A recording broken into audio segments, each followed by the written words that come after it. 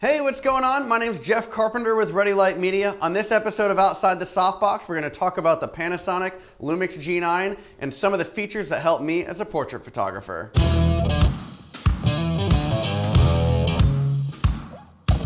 I've shot with the Lumix system for about 4 years now, but the G9 is the first Lumix camera that's truly geared towards professional photographers. With a 20.3 megapixel micro four thirds sensor, amazing autofocus capabilities, and the ability to tether, it's everything I look for in a professional camera. Additionally, the G9 has features like 6K photo mode, which helps you never miss another shot, and high resolution mode, which creates an ultra high res 80 megapixel image right in camera. I'll dive more into those features in future videos. One of my favorite features on this camera is the ability to charge the camera via the USB port.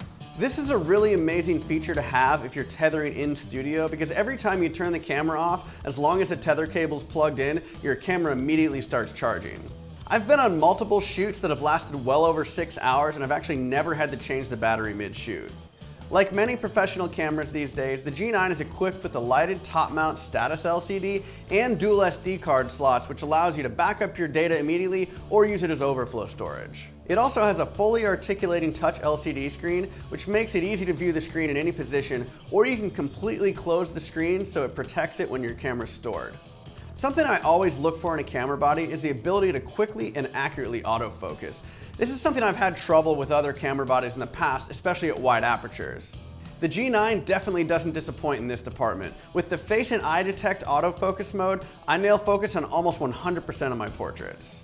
The Lumix G9 has a ton of other features across both the photo and the video spectrum, but I just wanted to show you a few features that fit into my workflow as a portrait photographer. If you want to read up on everything this camera has to offer, click the link in the description below.